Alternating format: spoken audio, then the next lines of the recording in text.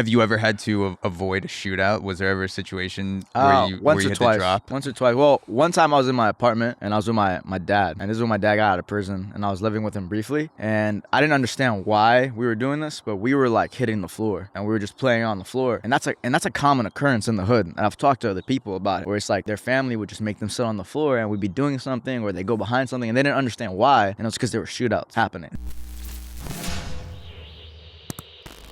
So I feel like we could go in 3 directions for this episode. We could go basic army training. We could go fatherhood, and we can test out, am I fit to be a father? Should I pass on my genes?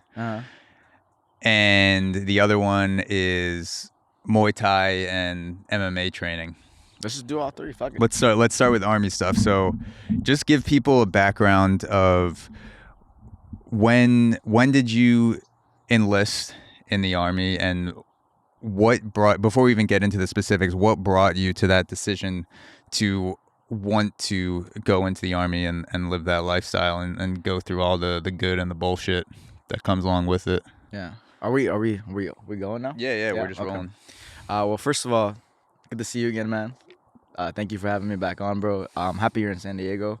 I'm happy too. How do you not be happy in a place like this? It's hard. That's the thing. It's hard. Like, yeah, it's hard. If I had seasonal depression, I would come out here for sure. Yeah, I love the winter, so I can. Yeah. I have no problem with the seasons, but damn, like this is fucking beautiful. It's gorgeous out here, and I think I had a big issue like in New York. Like I never liked going outside. Maybe it was because I grew up in the hood and the projects out there, but I always felt like going outside was cold, expensive, and dangerous, and also like I was angry because I felt like I always had to be defensive. Yeah. But so I was more of a homebody. Like I go to the gym, home, gym, home, gym, home. The good thing here though is that if you get jumped, you'll always have a good view. That's true. You'll never you'll get your ass kicked, and then the consciousness will come back into your body, and you'll just start thinking, damn, it is so sunny and beautiful. Yeah. You will never get jumped in the cold in San Diego. That's true. It's hard to get jumped out here now. I heard it used to be worse, but honestly though, like I go outside a lot more now, and I'm happier a lot more because of the weather. And I think that's one thing that I'll say about living out here. If you ever come out here and you decide to stay out here, bro, like that's one thing. And I think it beats LA. I feel like San Diego is what LA is supposed to be when you imagine it. But when you go to LA, you're like, oh, this kind of sucks, you know? But San Diego. What sucks? What's the thing about San Diego that LA doesn't have, or what does LA have that makes it suck that San Diego doesn't have? There's just something about the vibe of LA. Like I think you go and everything kind of seems like second class quality. Everything seems kind of like poorly done, rushed. It's like New York, just a little warmer. Very dirty, overcrowded. Traffic is horrible. Traffic here in San Diego is not as bad. People go to LA to get famous too. Yeah, that's what it is. I feel like San Diego is more, you want the vibes and the weather of LA. You want the lifestyle, but your job doesn't demand that you try to get roles in movies, or you're not trying to like make it an entertainment. Exactly. I do feel like they're trying to change San Diego into more of that now, because I am noticing like a lot of tech companies are coming here, a lot of big business opportunities are coming here. And I do notice that this is a high roller place too. Like you'll see high rollers here, and you'll see that kind of stuff too. But I mean, I like the chillness. I like the weather, obviously, and it's just, for me, it's the better version of LA. You know what I mean? And then you're an hour away from LA, hour and a half away from LA. If you want to go become famous, you're there. I told you you're like an hour away or an hour and a half away from Big Bear to go snowboarding. Yeah. You want to be in the desert, you know? You can go to the desert. It's chill. Mexico's 15 minutes away. Burritos on point. Is it really 15 minutes? I didn't realize we were that close to the border. 15 minutes, bro. You can get there. You can drive there in like 20 minutes right now. Have you been over the border into Tijuana and that shit? Get those stem cell injections and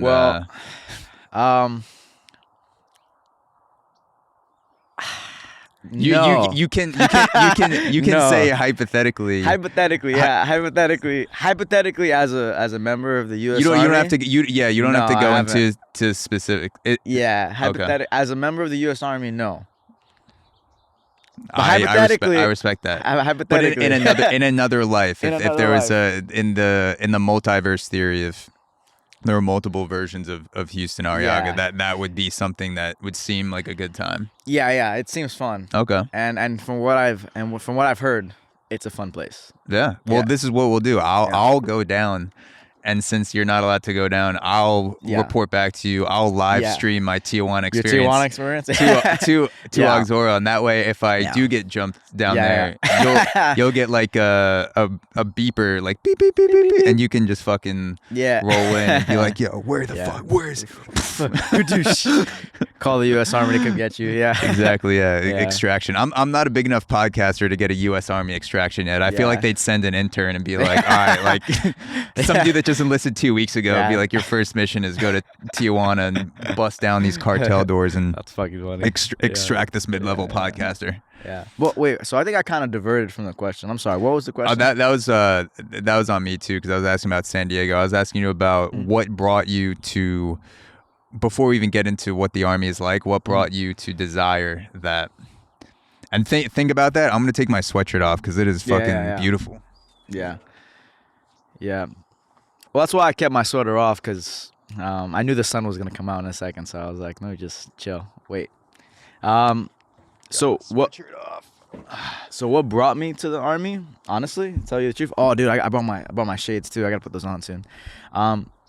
What brought me to the Army, I think, was not the benefits, definitely not the money, because the money is all right. Like you'll make good money enough to survive, Yeah. but you're not gonna become rich or anything like that. There's some decent opportunities to make money, but mainly, like, as someone who grew up doing boxing, Muay Thai, kickboxing, and also having a lot of experience with like violent situations and encounters, I just wanted to be better at combat, and I felt like the only thing I was lacking, like I had the street smarts, I had the in-ring experience, but I never had like tactical training, and that was something that I wanted, and that was what brought me to the military. I think was like the tactical training, and so now I feel like I'm at a place now where I feel like I'm pretty all-encompassing as a person when it comes to like combat in general. Like I know pretty much everything around the whole subject, but that was really what it was, you know?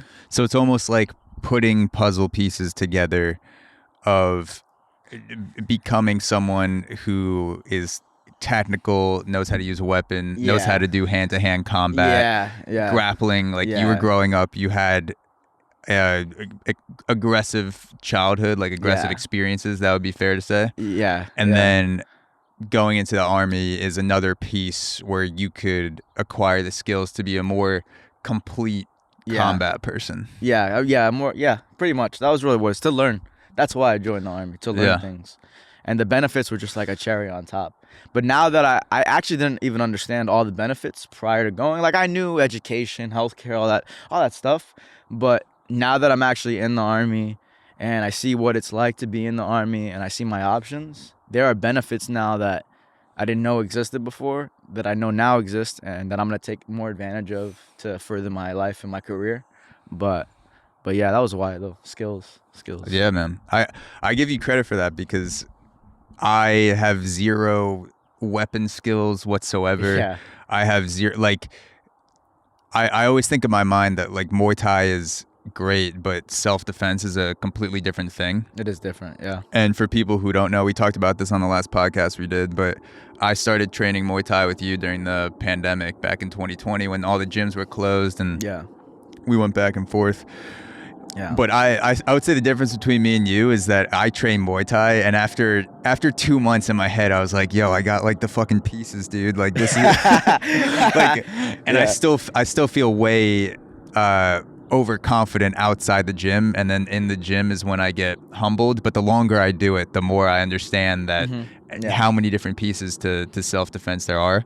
Yeah. Where you had years and years more experience in Muay Thai and grappling than me, and then on top of that, you still felt like I need to add pieces to my arsenal, and the Army is a great way to do that. Yeah, for sure. Because I mean, like I said, like growing up in a really bad environment and having a whole family of men who were all in prison and just going through all that stuff and in gangs and all that stuff, like I learned a lot from that, believe it or not. You learn a lot about surviving in the hood. You learn a lot from that. And you learn little tricks that make you different than just a regular civilian. But Yeah, you're right. I needed that tactical training, but also at the same time, I think the more I train, doing Muay Thai, kickboxing, boxing, and now I'm doing judo now. Um, the more I realize how as good as I am now, like I can pretty much fight anybody and be all right. Yeah. But as good as I am, I feel more vulnerable than ever, which is interesting. Like the more and more good I get at martial arts, I feel more vulnerable. Like Yeah. it's weird. I don't know how to explain That it. that makes sense though, because it's like the more you know, the more you realize you don't know, Yeah. and then Yeah. the better you get, you're acquiring more skills, but you're also encountering other people. Like we were talking about sparring people who fight in the UFC, like Yeah. they do it for a Yeah. living. Yeah. And when you're constantly raising the bar for yourself, you're also raising the bar for the people you face. Yeah. And you're realizing, who's out there, and fucking like. I mean, I don't know if you ever fought anyone from Russia, like the Yeah, I have, yeah. what's the Dagestan? Oh, Like the fucking God, dudes that yeah. come from there. Yeah. And anytime I think I'm even somewhat tough, I'll just watch a fucking video where Khabib comes from and all those dudes training, and they start when they're fucking like 4 years Yeah. old, and Wrestling bears and Yeah. shit. Yeah. yeah. So you mentioned when you grow up in the hood, you learn tricks that other people may not learn. Yeah. If you were teaching Hood Tricks 101 at let's say UC San Diego, Mm-hmm. and you had to come in and your class is in front of you, and it's all people like me, like Yeah. white overprivileged assholes that came in and they think they're tough, Mm-hmm. and you're like, all right, like this is Hood Tricks 101 with Professor Arriaga. These are the Yeah. 3 main things we're going to learn this semester. What would those 3 things be? What would you focus on? And at the end of the semester, they all have to move to different hoods around the country and survive for a semester. It's like hood study. It's like hood study abroad. Hood study so like abroad, if you yeah, don't teach them yeah. right, then you just find out after the semester's over. Like whoever Yeah. doesn't come back from winter break, you're like, all right, I guess they didn't make it. Yeah. So what are the 3 things you would teach people to survive in the hood? Okay, so understanding, I'm gonna use like a little bit of military terminology too.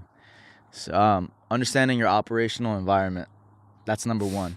So like every environment is different. Every hood is a little different. So like coming from an East Coast hood, like one thing that I notice is that like men in the East Coast, particularly now in the East Coast too, are very loud, obnoxious, and it's because New York, Baltimore, all that, they don't really have like a gang crisis. We have an individual poverty.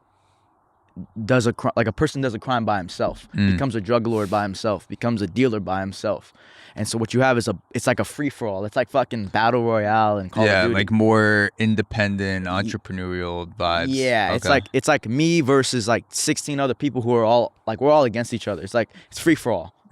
Versus like the West Coast is all gangs, so it's like me and my boys versus them and their boys. You have the subway system in New York. You don't have that here. So it's just different. Understanding your operational environment is key. Because of that, do you think you would be less likely rather to engage hostily with someone on the West Coast because they're more likely affiliated with a gang? Whereas if you get in a fight with someone on the East Coast, chances are they probably won't be in a gang. So like retaliation will be from them and only them. But if it might be the opposite on the West Coast, where someone you've never seen in your life might just roll up on you. It's tough to say because it's like, you're right. There's a key. There is something about like having a guy with an army behind him that's scary because you're not just fighting one guy, you're fighting multiple people. However, New York City's like, if you grow up in the hood in New York, there's a saying that we have out there, you're already a soldier. Because you grow up in a war zone out there. If you're in the hood out there, if you're in the South Bronx, you're in a war zone. If you're in Harlem, you're a kid growing up in those projects, you're in a war zone. And it's different. Like, I don't know how to explain it. Like, yes, one person, can be like problematic though. That one person, like, I feel like people in New York are quick to action. That's what it is. And it's because you're by yourself, you have to be more aggressive and bold. And you have to like really show your power. Versus like in the West Coast, because it's groups, you do have to be more tentative and you do have the whole like support unit behind you, and there's less places to hide. Like, look how open Cali is. Yeah. There's not, like, you can't just go into the subway and run. There's not like a bunch of buildings. I could literally see spaces in the hill. We're Yeah. overlooking Del Cerro. This is the Del Cerro neighborhood. And obviously it's like kind of reminds me of LA, like you said, like the hills and stuff. And but yeah, everything's so wide open. Yeah. Yeah. So would you say in New York there's less of an official affiliation with gangs, but like you still have that community aspect where if someone on your block gets your ass kicked, there are 20 other guys on that block that will hunt that dude down the next day? Yeah. Yes and no. I mean, it's just different. Like, there are gangs in New York. Don't get it twisted, but like gangs are less of a scare tactic. Like, I know, at least me growing up in the Bronx, like I feel like if someone had a gang, I wouldn't care. I'd be like, bro, like I'll run up into the trap house where your gang's at and I'll kill everybody. Like, I'll rob everybody. Just me and my cousin will come in and we'll just catch you. That was a New York mentality. That's a New York mentality. It doesn't matter how many people you have. But like, why I say the first thing is understand your operational environment, because a lot of East Coast bangers come out here to the West Coast and they don't survive and they don't make it out because this is a different operational environment. And it's the same vice versa. But a lot of the East Coasters that come this way don't survive because they act like they're still in New York. And you cannot be the same loud, aggressive guy out here. It's not the same. The police are different out here. Everything is different out here. West Coast bangers are less likely to like bother you. Like in New York, someone will just bother you for no reason. All the time. Yeah, just random people, homeless guy in the subway. Yeah. It's not like someone that out selling here. shit. It's not like that out here. Like, a lot of times, a lot of the guys out here who bang and who hang out on the streets, they don't even look at you. They don't even bother you. They're doing their thing, you know? And it's less like up front, you know? But it doesn't. More laid back. Yeah, it's more laid back. Cali gang vibes. Yeah, but you do have to know what colors you're wearing and what neighborhoods. You can't wear certain hats out here. But that's why I say you just gotta, like, East Coast guys, when they come out here, they just have to chill out. You're from a place that, in my opinion, they bang more, for sure. Like, it's more, the East Coast is more violent, more volatile. It's funny to imagine a New York gangster coming out here and he wants to join like a San Diego gang. Yeah. And he's just like all up in everyone's face all the time, and he's just like approaching people on the street, and then one of the dudes from the San Diego gang has to be like, yo, dude, just chill out, like smoke some of this weed, like we'll go to the beach. You know, we'll like look, we still, you know, we still get after it, we still bang, we still sling, but like we're just more chill about it, dude. Like just like giving him like they do some hot yoga before they hit the corner. Yeah, like just like, dude, embrace it, dude. Yeah, it's just more like, I think, a mindful gangster. Yeah, it's that's what it is. It's what it is. I think New York, a holistic gangster. I think in New York, bro, I think it's like they gotta. Sorry if I'm cursing, but I think in New York they're like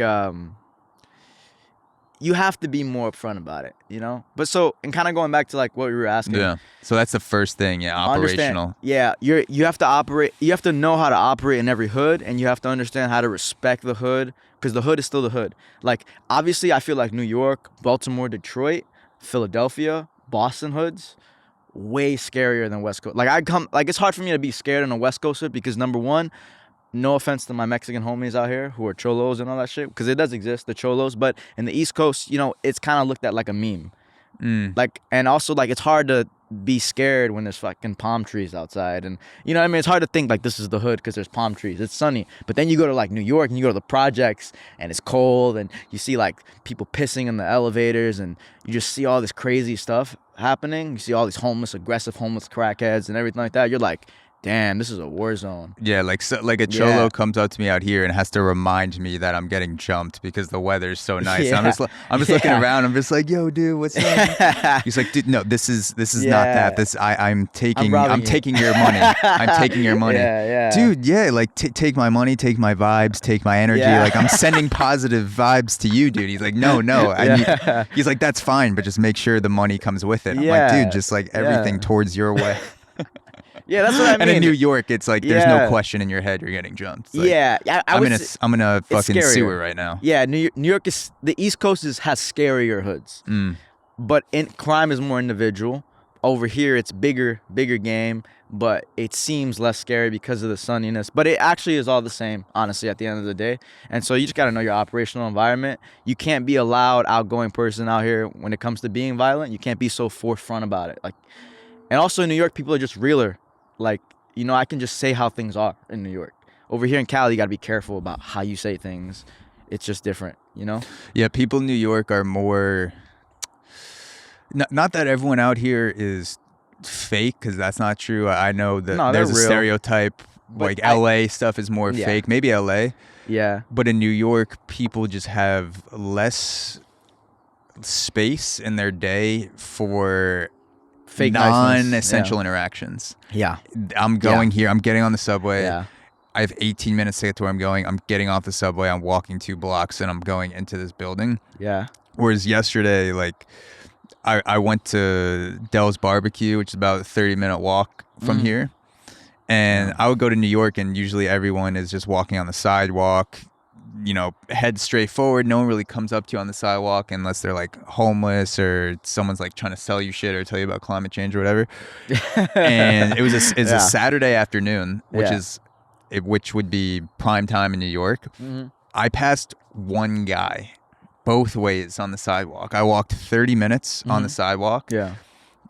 There was a highway on the side a little bit, so it's not like the best walking street, but still I was walking through like hills in a neighborhood. And then on the way back, I passed one dude, and I was like, this is totally different from New York. Just like the space on the street, everyone drives like it's crazy. So so operation number 1, what would be the second thing that would be essential to teach these white kids out here, to teach my ass, help me survive? Yeah.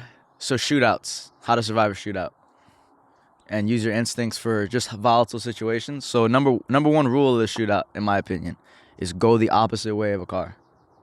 Go the opposite way of a car. So if a car is driving by and there's a shootout happening and you're around it, doesn't necessarily mean you're getting shot at, right? There's 2 things you need to do. Number 1, you need to stop and drop. Get down and get away. But when you're getting away, right? Like car comes by, right? Car A comes by, it's coming by to shoot you. People tend to run just forward. Away from the car. So it gives them like they're staying in the window of the bullets. The car's driving and it's going to keep following you and shooting you. What you need to do is get down, and then you need to run the opposite way of the car. Opposite direction of the car. Because the car has to turn around if it wants to get you.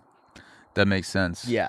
So that's number 1. And like if you keep running, and let's say the car, like, I guess you slow down a little bit during a drive-by because you want to get a good shot. Like, if let's say you're going like 10, 15 miles an hour, and then you're running in the same direction 10 miles an hour, you're just constantly staying like in the window of the. Whereas like if you drop and go the opposite direction, like you said, you'll have to just fucking do some like Jason Statham transporter shit and go around, or like, I guess in New York you could just go into a building or an alleyway. Yeah, you can. Yeah. So, have you ever had to avoid a shootout? Was there ever a situation where you had to drop? Once or twice. Well, one time I was in my apartment, and I was with my dad. And this is when my dad got out of prison, and I was living with him briefly. And I didn't understand why we were doing this, but we were like hitting the floor, and we were just playing on the floor. And that's a common occurrence in the hood. And I've talked to other people about it, where it's like their family would just make them sit on the floor, and we'd be doing something, or they go behind something, and they didn't understand why. And it was because there were shootouts happening.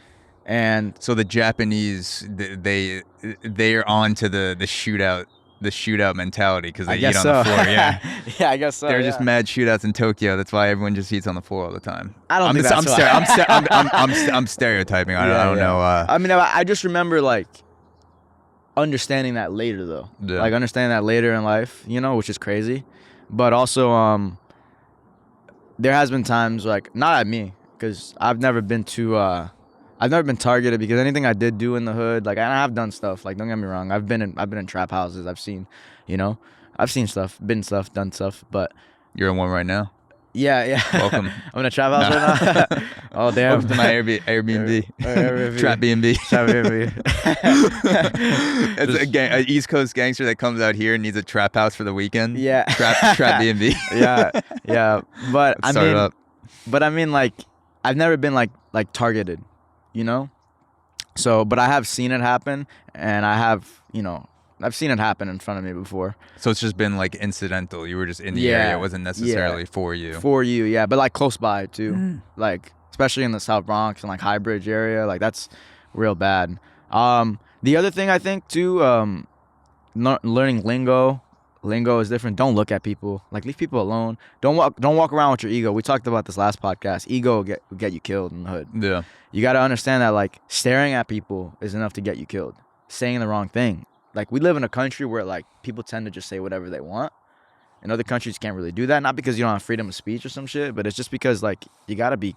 In the hood, it's different. Like saying the wrong thing, disrespecting someone will get you killed. Yeah. Because some people just don't care. So what if someone is staring at me? I'm in the hood, and let's just say I'm the only white dude on the guy block, and they're staring at you, and someone's staring at me. I feel like if I don't acknowledge them, I seem afraid. But obviously, if I stare at the dude, that's also it's a signal. It's also saying yeah. like I'm gonna fuck with you. Yeah. What about just like a quick nod? Like I feel someone staring at me, and I just go like, and I just walk past. I think it's like in between. I understand what you're saying. I don't think it's a good idea. Just eyes straight forward. I think just ignore them. You know why? Because if you're going about your day and you're doing, because the main thing I notice with guys from the hood is that like they want to be respected because in their environments no one respects them. They're poor, they're impoverished, they're selling drugs, so the police and society don't respect them. And then they're on their block. Especially if you're on their block, you're in their neighborhood, you're in their hood, I think you got to be careful with that. Even acknowledging them, because it's different when I acknowledge them. I'm from the hood. You know what I mean? I can acknowledge you and be like, oh, and they'll recognize that I'm from the hood. Like, you can tell. The moment I start talking to you, like the way I'm talking to you right now, I won't talk. I kind of code switch, But if I'm talking to someone from the hood, like, you know how many times people come up to me and like they start talking to me because they think they're from the hood, and then I talk to them back like, yeah, I'm also from the hood. I'm not being disrespectful, I'm acknowledging them, but it's different. You're a white guy. Let's do a role play. So don't code switch. Embody the hood right now. It's hard. All right, so it's a thing you turn on in the moment. I could try though. Whatever. Let's try it. I know I'm naturally intimidating, so like try not to let that affect your code switch or your speech stuttering. Like just like I'm not gonna hurt you. Let me just say that. Okay. You don't have to be intimidated by my presence. Okay. I know that that's sometimes a very hard thing for people to do, but hard, okay. Bro. So I'm walking through the hood right now. This is on video. If you're watching the video, you can see this, but I'm pretending to walk and stare at me like I'm just like some white dude and you've never seen me before, and you're just out on the block. You're a white guy? I'm just a white guy, yeah. So I'm walking. But you're a white guy though. On the block though. Yeah. I'm gonna code switch for you though. All right, I'm a black guy. You're a not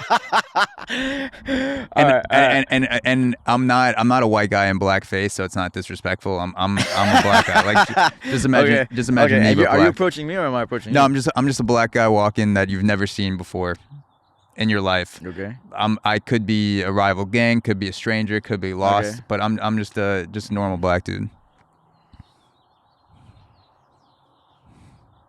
Are you looking at me or no? You stare at me. Why would I stare at you? Because you're like, it's the situation that I just said. Like I feel someone staring at me. Am I the aggressor in this situation? You're the aggressor, yeah. Okay. So feel I'm walking through. I'm not trying to get in trouble. I'm probably a little bit scared. I've never been here. All right. I'm a black version of me. So I grew up in the suburbs. I'm a suburban black kid, but you don't know that. I don't know that because you're in the hood right now. I'm in the hood, and I feel you. Staring at me. Okay, I got you. And I will try different situations. Okay, let's go. All right, I'm staring.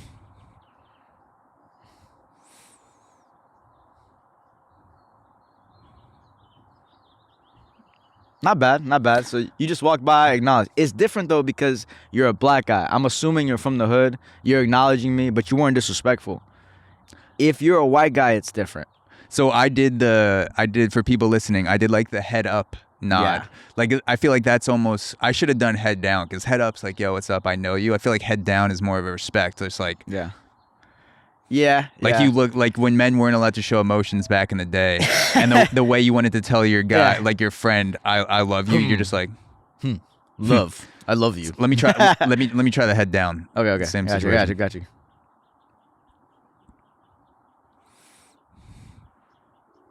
What's good, bro? What's good? Nah, bro. How you doing, man? I'm chilling, bro. How you good? You good? I'm good. I'm looking for the 7-Eleven. Oh, all right. I'm gonna be honest. I'm a little bit hungry. I've never been here before. I'm a little nervous, and I need some food, and I need to get back to where I'm going pretty quickly. So I don't want to go too far out of the way. Is there like a 7-Eleven or like a Wendy's or something around here? Yeah, bro. Just walk down the block, bro. There'll be a couple stores down there, bro. Couple stores down there? Yeah, bro. Yeah. All right. Thanks, man. All right, Appreciate bro. it. Have a good one. Yeah, peace. Yeah. That was a pretty good interaction, but that's a good reaction from a person like who's mature. You know what I mean? Like if I was another dude from the hood and I was really out here banging like that, I'd be like, yo, bro, get the fuck out my face. I don't know where no fucking store is at. Yeah. Fuck out of here. Because I'm assuming that you're talking to me because you're an enemy. You know what I mean? So their tolerance to talking to you is gonna be different. You know? All right. Now Yeah. I'm just like a typical. I'm me. Okay. But I'm like the Karen version. Like, Of, no. I'm like the male Karen. You're Chad. Yes, I'm Chad.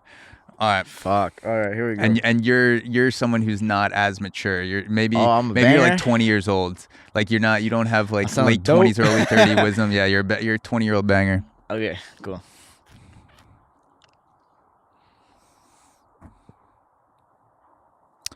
Hey man, I'm looking for just something quick to get a bite to eat. You know, if there's like a drive-through or something around here, 7-Eleven, something like that. Do I know you? No, I'm Zach. Nice to meet you. Bro, don't give me your fucking hand, bro. Pull out your phone, use Google Maps, bro. I ain't no fucking Google Maps, bro. I don't know where the fuck you trying to go. Go over there. Well, I just read this article on BuzzFeed. It said Bro, I top don't five give a fuck about what you read, bro. Get out of here. You want to get fucking killed? But you just asked me to pull out my phone, and it Yo, said on bro. BuzzFeed. And at this point, they're probably gonna pull something out. Okay. Yeah, at this point. So yeah. you have a gun on me right now. Yeah. At this point, there's not a gun. They'll be like, if this is New York, they're gonna pull out a knife. Okay. And they'll be like, yo, bro, you want to get killed today? Don't fuck with me. Like, I at that point, you should probably walk away. I don't want to get killed right now. I would walk But away I am at that still point. hungry. Yeah. I would walk away. Um, But I am still hungry, But I am so still could hungry. you please help me? and you were asking me. You just asked me to pull up my phone for Google Maps. I read an article, top 5 things not to do Yeah. in the hood, and one of them was not to pull out your phone and check the time. Yeah, don't do that. Yeah. So, and I'm still talking to you as a gangster right that. now, so I'm informing you about Oh the my God. BuzzFeed article I just read.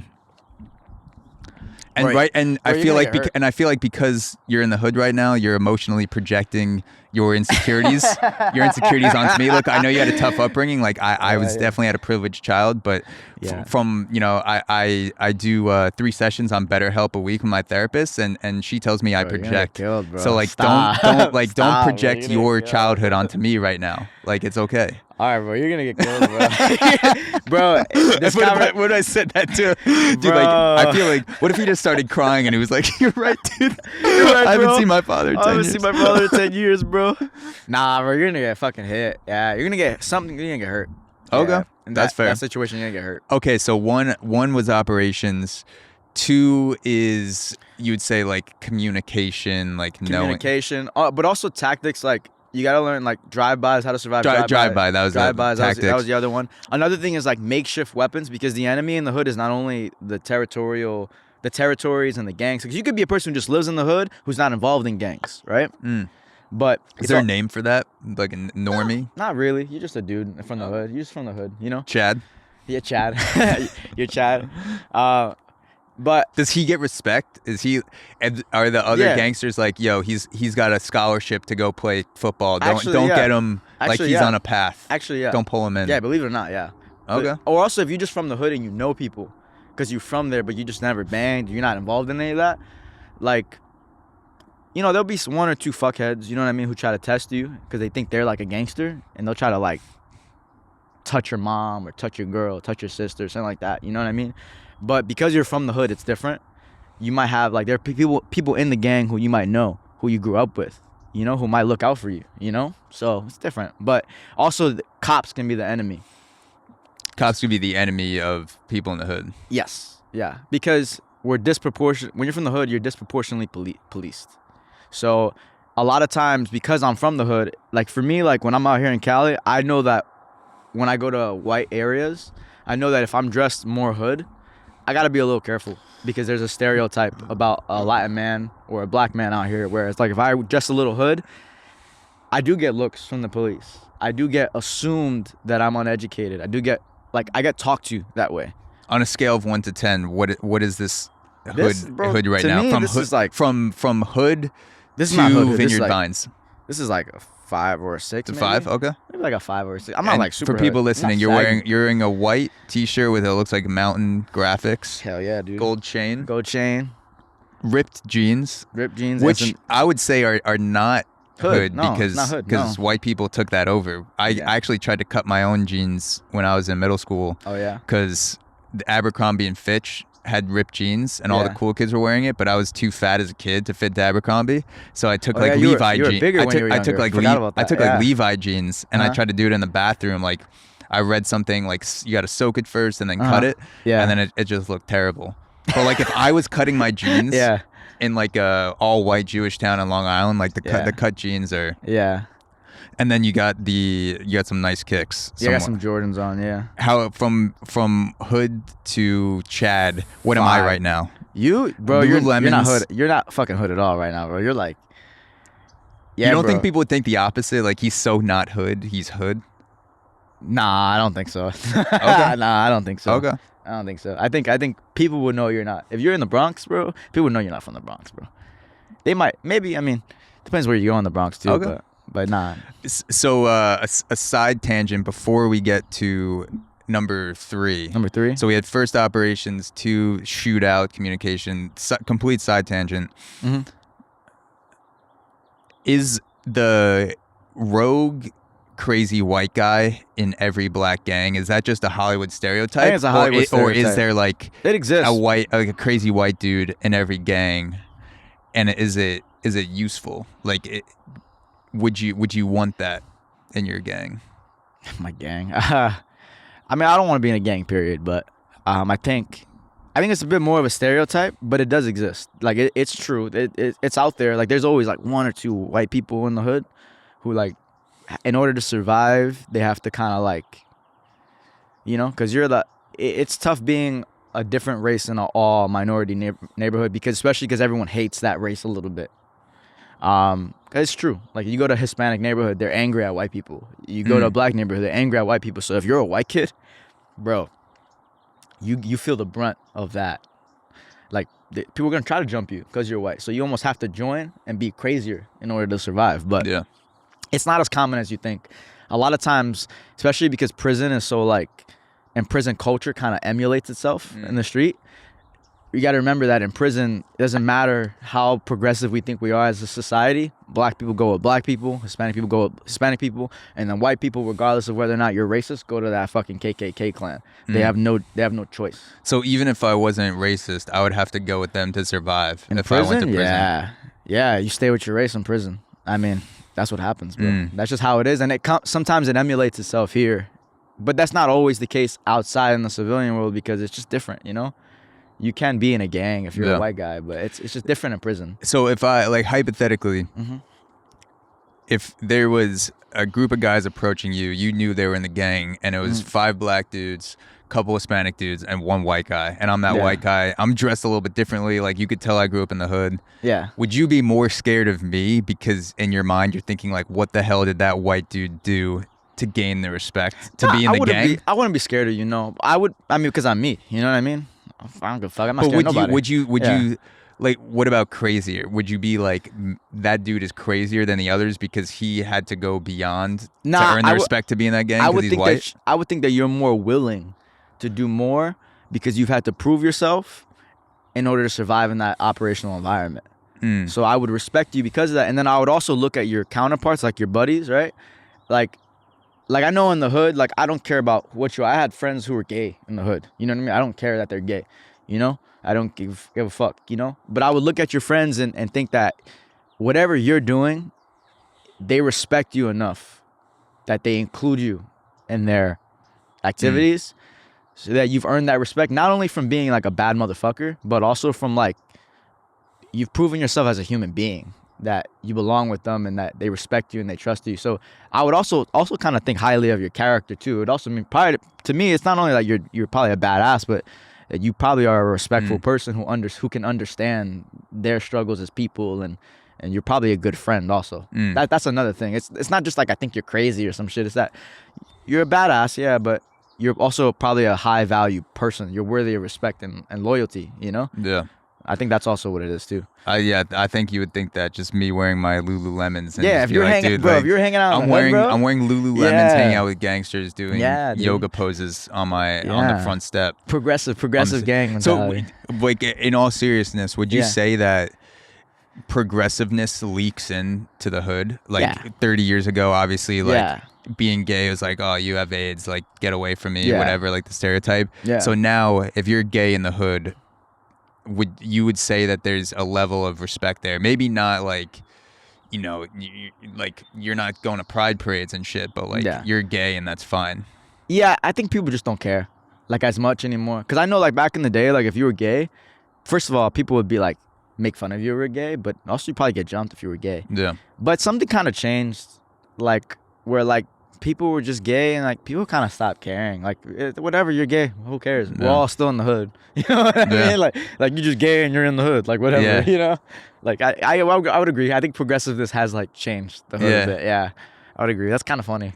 I think like, I mean, just based on what you're telling me and like from hearing from other people that grew up in tougher environments, when you're facing more threats as a kid or at any point in your life, you care more about survival, and then the progressive shit, like not like I don't mean human rights, like things that should happen. Of course, gay people should have the same rights as everything else. I mean like the extra shit, like the gender neutral bathrooms, like all this stuff like that gets thrown into like the super like the arguments that overwhelm progressivism that go way beyond basic human rights. I feel like if you're growing up in a tough neighborhood, you just don't have time for that shit, because you're like, it's true. I need to get food and eat and survive and not get shot. It's like I'm worried about like 80% of my energy, time, and money goes into survival. And then outside of that, like I'm just hanging,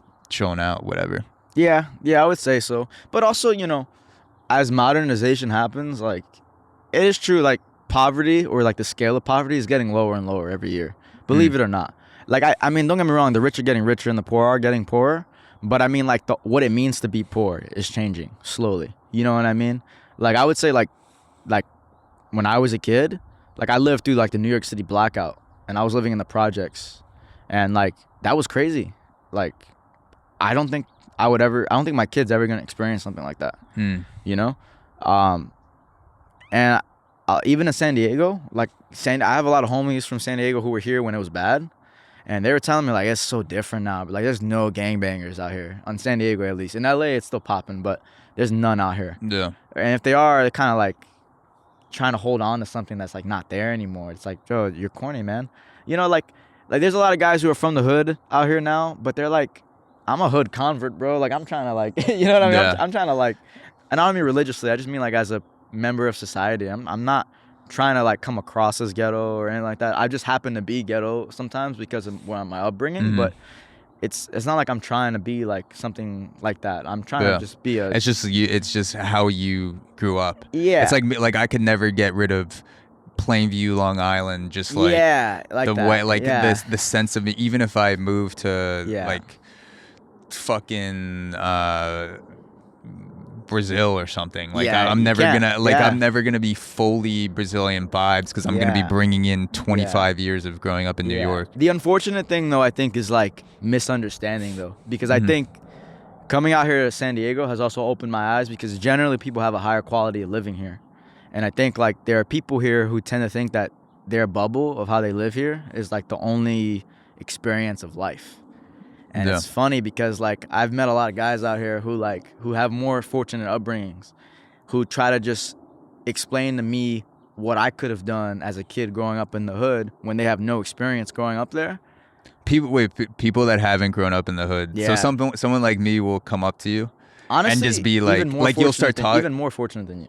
So you'll start talking to someone, and mention that you grew up in the hood, and they're like, well, let me tell you, I read this study the other day, and here's the level of class divide can be solved by doing this, and if you had done this from the time you were 6 years old, you would have actually risen through the wealth bracket much quicker than you did. Yeah, pretty much. It's just like some dude that grew up in a fucking like Hollywood Hills mansion. There's an area out here called Encinitas.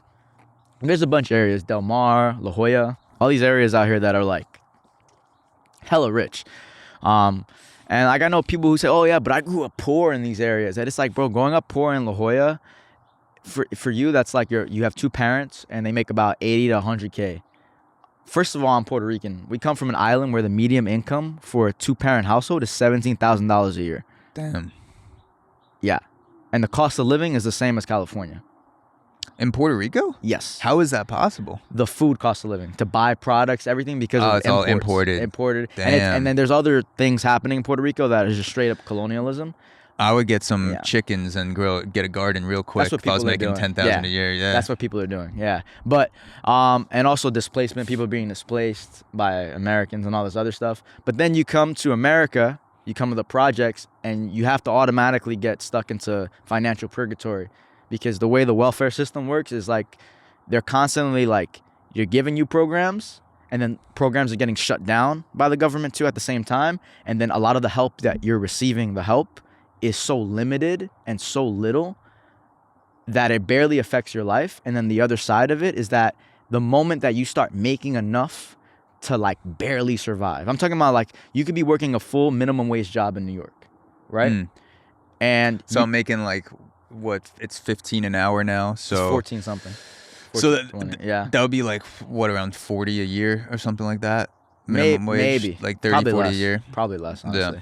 But if you're working full time minimum wage, you're not applicable to get into government housing. You're not applicable to live in the projects. So in order for you to live in the projects, you can't survive with 14 something an hour in New York City by yourself. No, you cannot get a single bedroom. Even a roommate situation is hard. Unless you have like 6 roommates in a studio apartment where you're just like sleeping on a mattress on the floor. Exactly. That's the only way. And if you have children, it's impossible to do that because they're not going to let you live there. That's number one. And then also you probably don't have enough money to raise your credit. So most places won't even let you live there. But the other thing is that in order for you to get into government housing, right, you have to make a certain amount of money. And if you're making a full salary's worth of minimum wage, you can't survive, but you're making too much to get food stamps and government housing. So you're stuck in a place where you have to be jobless in order to get housed. And then if you get housed, you have to resort to making money on the low in order to actually be able to get out of government housing. Because that's why like drugs are so appealing, because you can sell that, get cash, and then you don't have to report it, obviously. No one's filing taxes being like crack, $40,000. So you're stuck in financial purgatory. And that's why I tell people, it's like, you don't even understand how the welfare, you haven't been on food stamps. You haven't been in government housing. You have no idea. And then even the programs, like I said, that exist, they disappear within a few months because some political parties push for those programs and other ones don't. And sometimes those bills get passed where they destroy those programs. And so you were getting $200 worth of food stamps, right? That's still not enough to eat for the whole month for a family, right? Oh yeah, that's like I think I spend $200 just like every 2 or 3 weeks just on me. Yeah, but then in a couple months that help disappears because they get rid of that program. And now here's a new program, and they give you even less money. But then you have to apply and go on a waiting list for that program. People are stuck, bro. So it's like, so you can get into government housing. Yeah. And you have to be making below a certain amount or nothing at all. And then you get the assistance. You get like the food stamps, welfare. Yeah. Once you get a job, let's say you get like an Amazon delivery driver, and you're making like wage. 15, 20 an hour. You have to move out of that housing, and then because it's an above board job, you have to then try to rent an apartment where the median income in New York City is, I don't know, like 70,000 or something like that. So you're not making anywhere close to that, but you can't live in the projects anymore. Yes. So it seems like a better way to do it would be, let's say you're in the projects, you get a job driving for Amazon. you get like 18 months to move out from the time you get the job, which still is not that long. If you think about it, like having to pay expenses and stuff, but like you at least get a buffer of saving up. Mm-hmm. You know, gives you time to find roommates if you want. Like maybe you're able to find an affordable place, but like you aren't kicked out the next month. It seems like it's the wrong thing to do to just kick people out immediately when they get a job, because it's like getting a job is like you are making X amount a year, but also if you just start, it's not like Amazon's like here's your 40 grand you're gonna make this year, like a lump sum. You're just like getting paid in incremental paychecks. But the other thing is like you have to do all that, but people kind of make these blanket statements, right? Where it's like, well, you know, if you just get 2 jobs that are like at least one's full-time and like you barely sleep. And it's true. You can barely sleep, get a full-time job, get a side gig and make money to just somehow make it. It's true. It's true. No matter what anyone says, it's true. You can bust your ass 7 days a week and do it.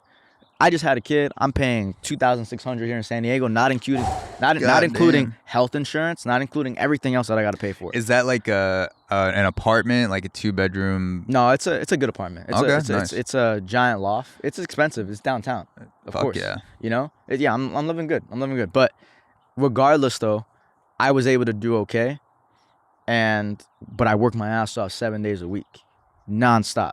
I'm talking about wake up, go. I still get to the gym. I still get my shit in. Because, like, I'm just, you know, I'm fucking gangster, bro. I get after it, you know? Yeah, there you go. Yeah, but the reality is that when you're a kid growing up in the hood, you don't have the mental understanding of what's going on. Also, a lot of these families are broken because they're missing a parent. So you don't even have that parent there to guide you.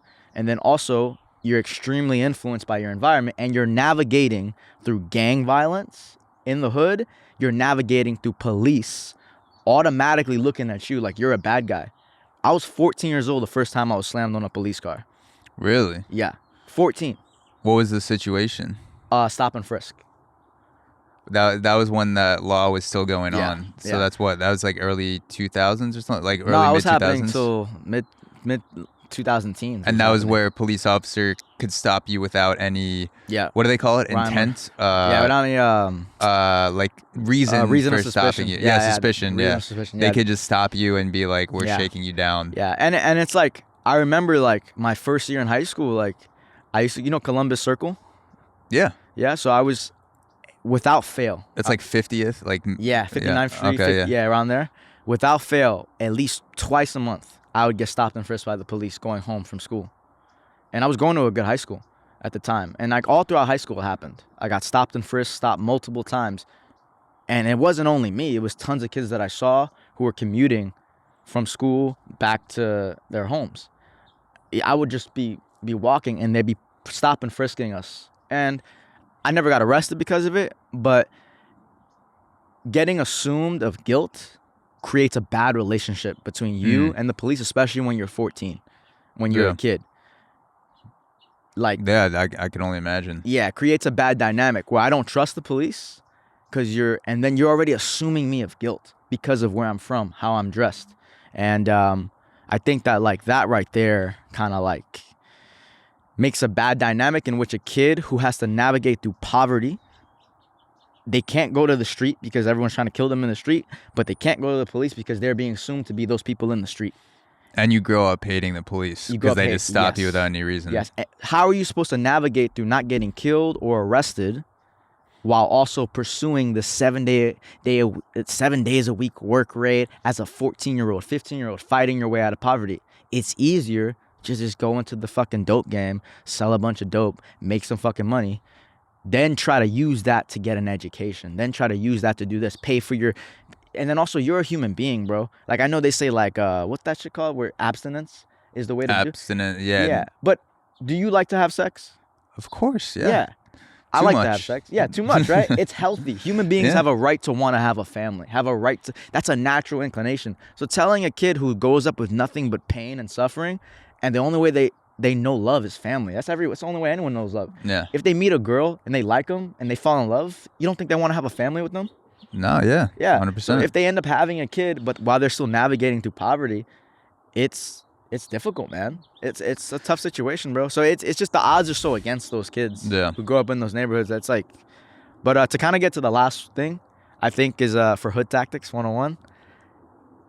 Well, what you just explained too, a combination of financial understanding, being aware of the different pressures that are going on in the hood. Like, you're just walking around a bunch of sleep-deprived people who are working 2 jobs or trying to stay on welfare and do undercover shit to do that. Like, that's a tactic in itself. Yeah, it is. Yeah, it is. It's also an understanding, you know, because there's an assumption that it's like, oh, if you just do the right thing and pull yourself up by your bootstraps, like, you can't physically pull yourself up by your bootstraps. That's number one.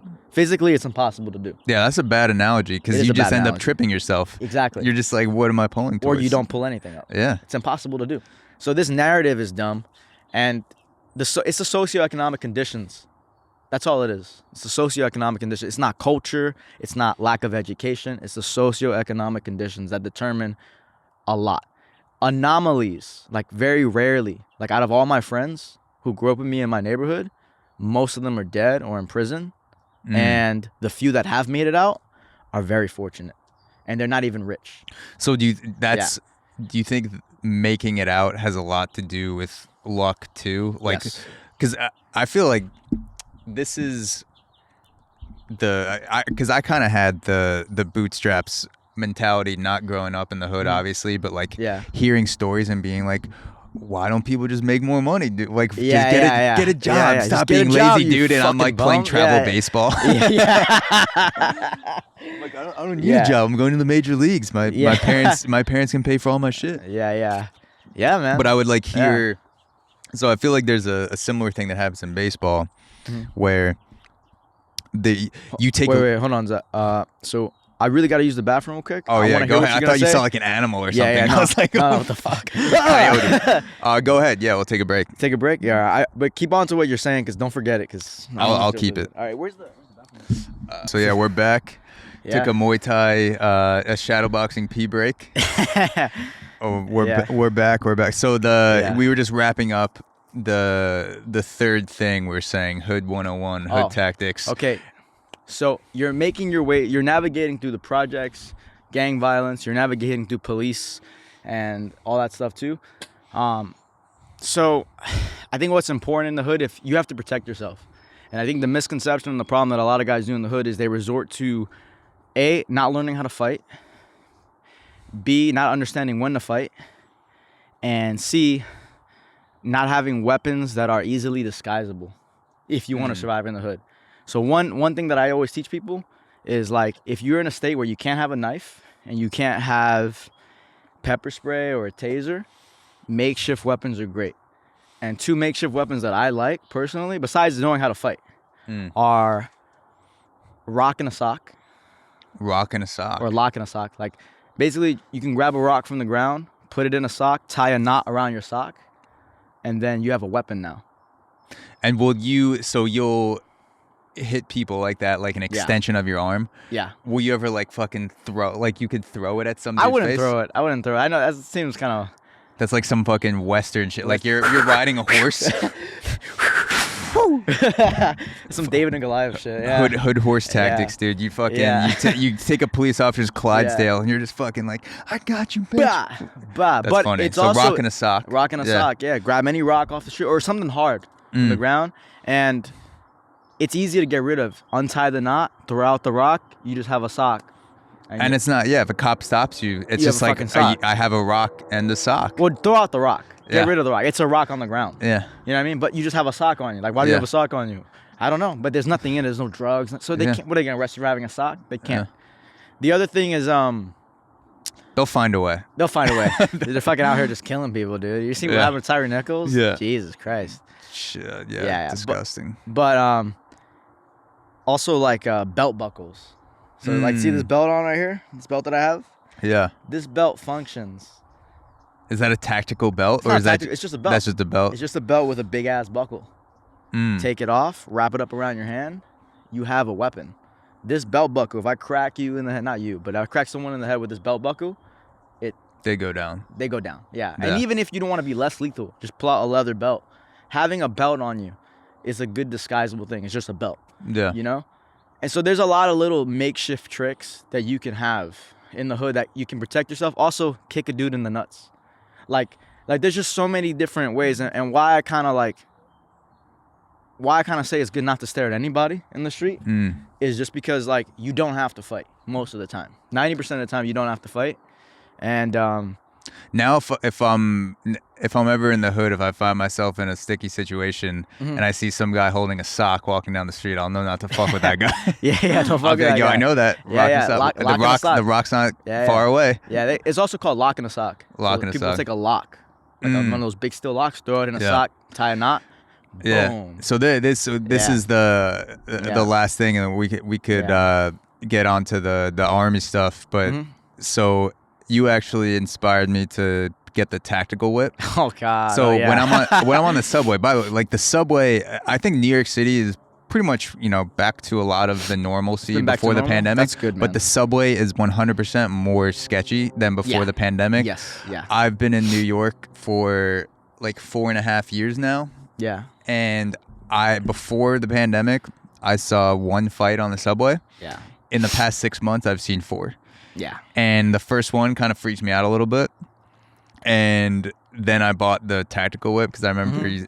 So and 90% of the time when I'm on the subway, I have my Muay Thai bag. Yeah. So it's like just in a bag on the side of me. I'm not just like fucking holding a whip on the subway. It's easily accessible. But it's like it's in a bag. Yeah, it's in like the zipper towards my front hand. And if anyone ever like said, did something like just right there, you fucking pull it out. Never had to do it yet. But then like just seeing 4 fights in that span where not like nothing like someone is gonna die, but more just like, it sucks to say, but just like mostly homeless, mentally ill dudes going around a subway car and screaming in people's faces and occasionally doing it to the wrong person. And they'll like, I've been in New York so long where I know it's going to pass. Like I'll be more self-aware if someone's in my space. But if it's just some guy yelling at me, I'm like, he's going to move on down the line in 5 seconds. But someone will like push back and start a fight.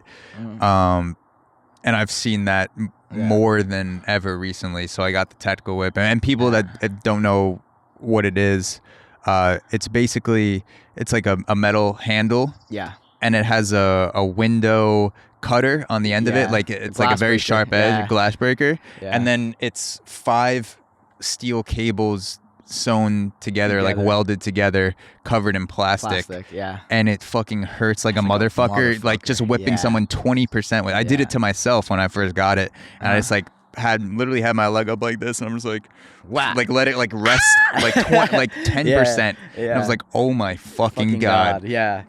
But that's that was a good call because it's a non-lethal weapon if you don't use if you're just using the whip part. It's made for dogs too. Yeah, dude, it's made to beat dogs. Like if you get attacked by a dog, that's what it was originally meant for, to beat dogs. But it can be used on a person. That makes me feel a little bit safer. Hopefully I never have to use it. But if like a subway is basically a kill box, the doors close for 5 minutes and then they let you out at the next stop. And there was one, the first fight, the dudes were pushing each other. Like multiple guys got involved, and there was like a legit like back and forth, couple punches thrown, and we got to the stop, and the fucking lady, the conductor, shut the fucking doors. Like she wasn't letting people go out, and for like 2 minutes the fight was just going on. And I realized, like, when you're on the subway, everything is out of your control. You could have a fucking dumbass conductor that just, if a fight's happening, shuts the doors.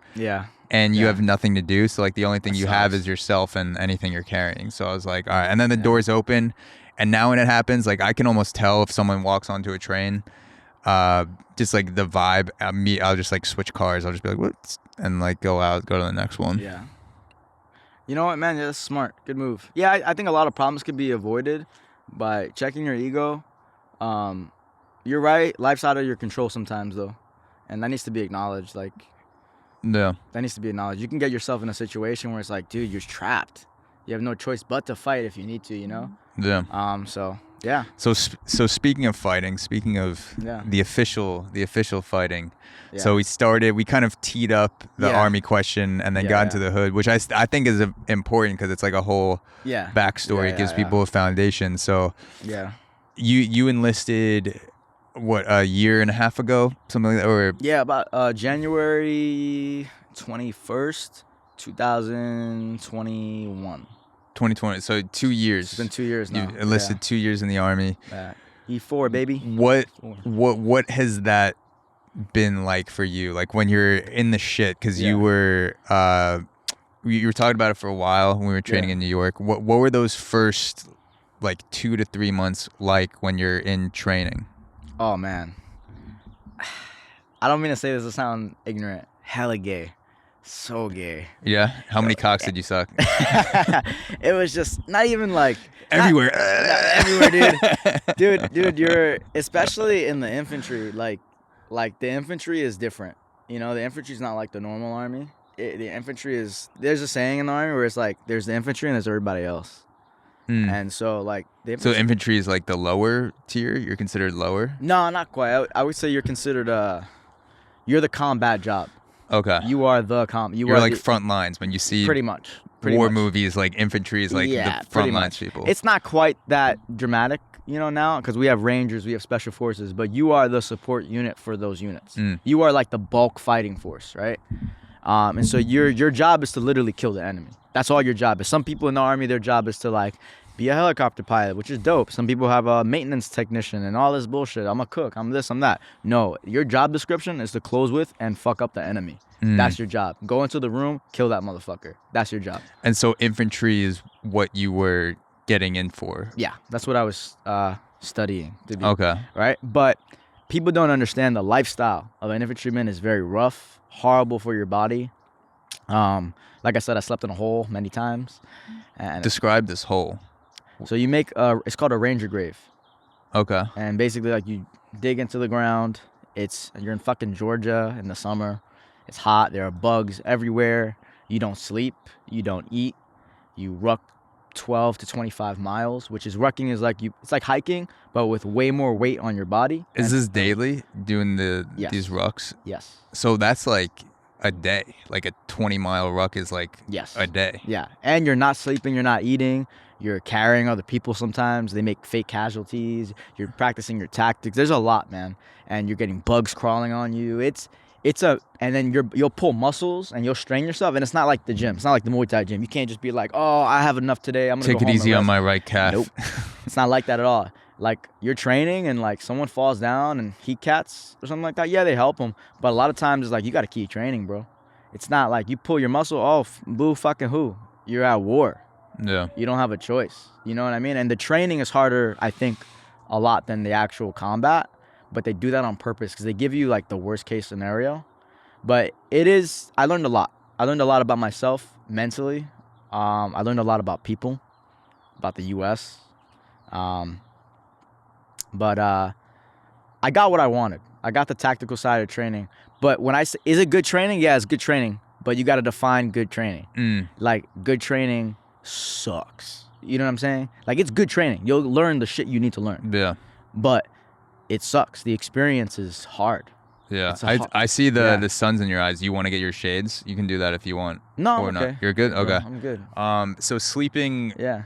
Going back to sleeping in the hole. So like, Yeah. just like for the day to day, just to define it. So you're doing these 12 to 20-mile rucks, Yeah. which take Probably anywhere more. from like 3 to 8 hours, Yeah. somewhere in there. Yeah.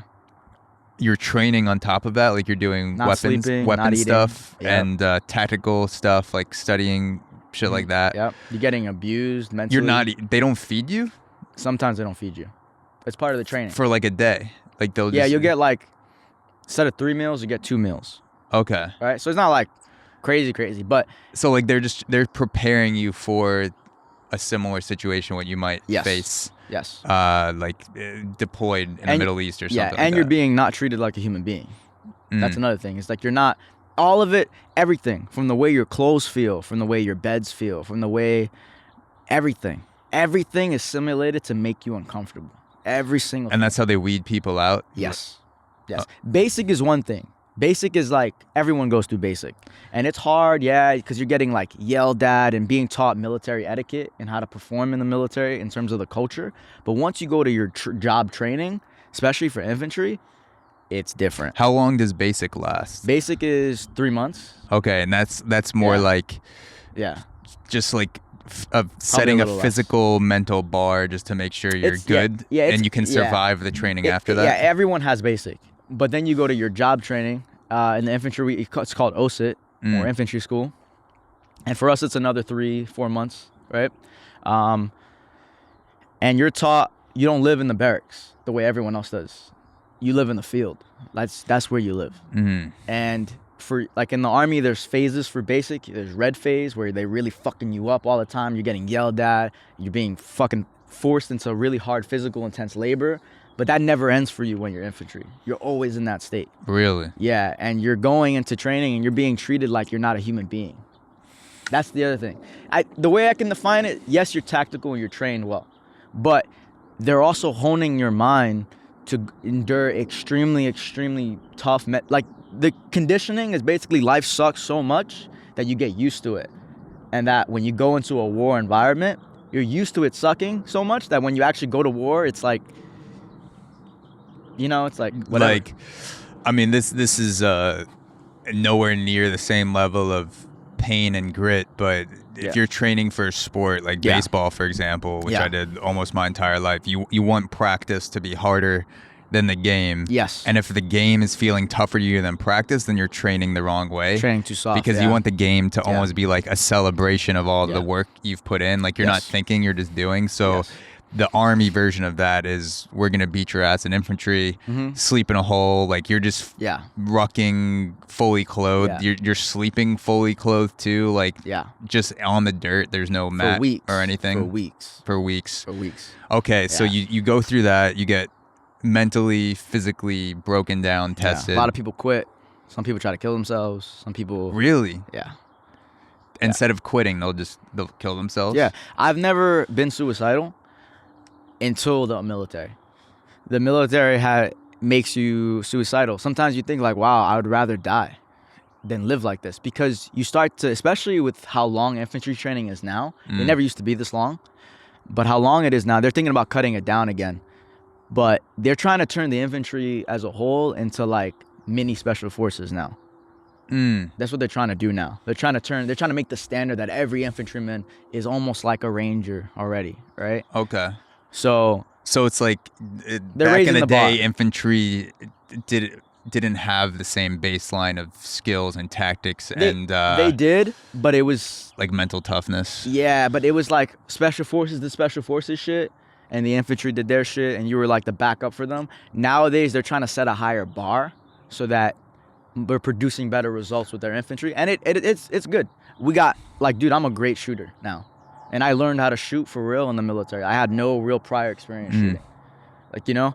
And what would you say is your best shot? What's your specialty if you had to pick one? Like sniper, AR-15, well, right now handgun. I'm just naming things I've rifle? seen in movies. Yeah. M4. I'm also for the past year, from my first year in the Army, I was a saw gunner, which is pretty much like you have a giant machine gun that shoots tons of rounds.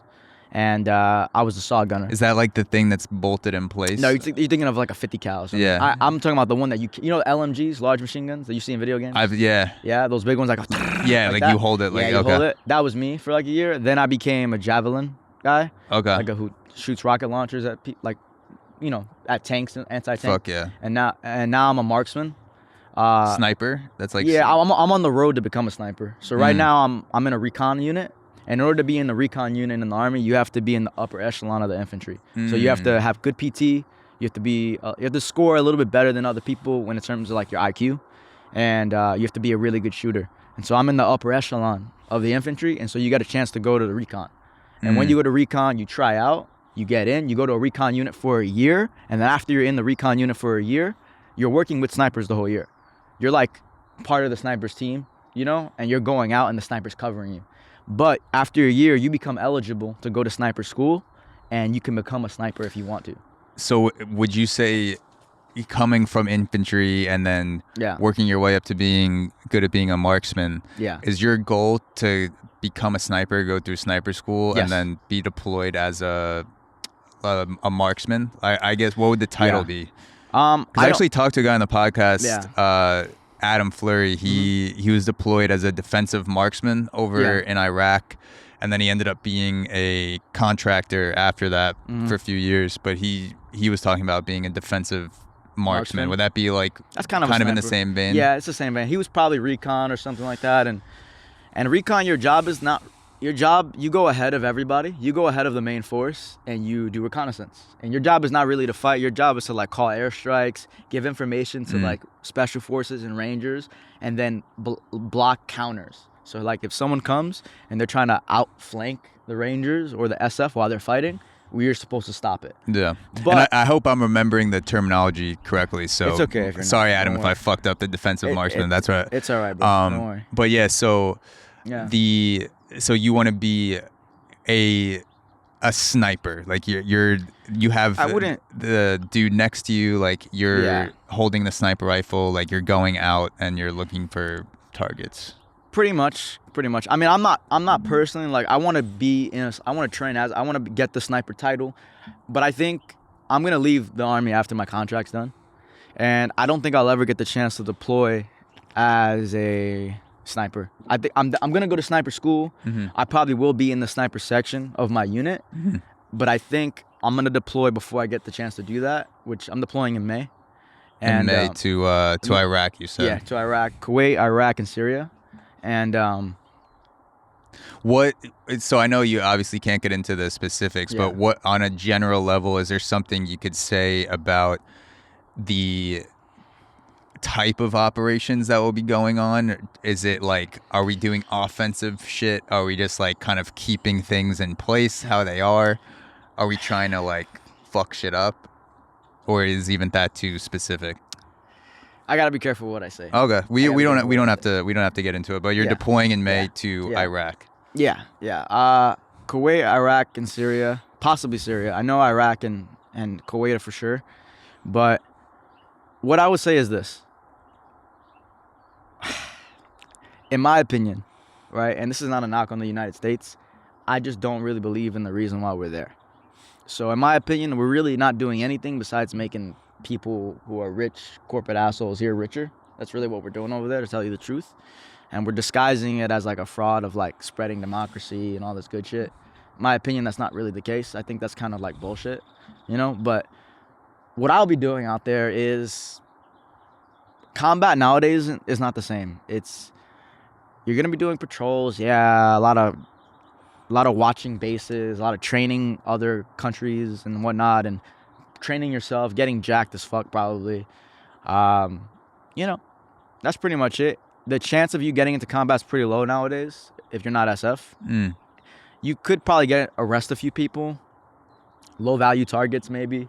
Like your chances of being in a firefight aren't that high. They could happen. Like, don't get it twisted. They could happen. But the war in the Middle East right now is more covert now. A lot of it is like finding the little needles in the haystack and like being like, hey, terrorists, get them. You know what I mean? And like arrest them, getting information. You know what I mean? It's different now. And then my job, I'll probably be like quick reaction forces maybe, which is like basically like if a unit's out there and they need help, we go out there and help them. Short patrols, base security, like nothing crazy, bro, to tell you the truth. That's just what's happening, to tell you the truth. Yeah, I used to, like, speaking of just questioning as the reason behind why we're places that we are. Not saying that like you're questioning it in the Army, but like me, I'm just talking for myself as a civilian. Yeah. We're both around the same age. 9/11 happened when I was 7 or 8 years old or something around that. 2001. And we're both from New York, so both from New York. So like growing up with that as a teenager, learning about just like a basic global strategy and the U.S.'s place in that. Yeah. I was more of the vein of we gotta get back at the Middle East, like hunt down terrorists, fucking smoke them out, and then the fodder that happens around it, that's just a byproduct of getting rid of terrorists. And then the more I learn about it, the more, about the drone strikes and how bad we are at killing the right targets at drone strikes. I saw something the other day, I forget the exact number, but it was like 80% of people killed in drone strikes were not the targets. Yeah. And over the last 10 years or something like that. and just seeing Yeah. what the military industrial complex of the US and how much of a moneymaker it is for corporations that go over and train armies from other country, that pay for weapons, that pay for supplies. Like it's a whole to get you want you're money, incentivized. If I'm the CEO of a company, I'm blanking out, but there's like 2 or 3 really big companies that make weapons and they make bank. You want to be in war. Like you're like, I need to pay my employees and to feed my family and to keep making the millions of dollars a year that I'm making. We need war to be going on because that is the shit that we make. And so it's impossible to have a mentality of, like if a war is happening, it's happening. If it's not happening, it's not happening. And just be like okay with not making enough money because we live in a capitalist society. And then on top of that, when you have billions of dollars, you can pay off politicians and donate money to campaigns and be like, hey, you know, like here's $200 million. Like make sure, like, you know, keep us in Afghanistan for another like 5 years, 10 years. Like we ended up being there for over 2 decades, which is crazy. But like I'm in no way a foreign policy expert, not even close. But just like at the basic level that I've been seeing, with common sense. Common sense, just like looking at shit.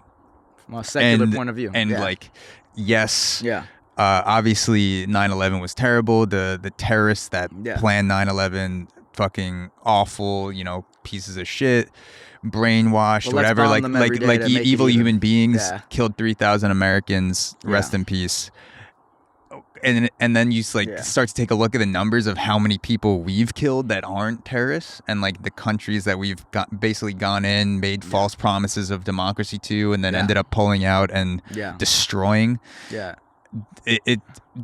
It's obviously not the correct way to solve the terrorist problem. It's a very small percentage of the people that live over there, and at a certain point, you just got to be like, we're the United States.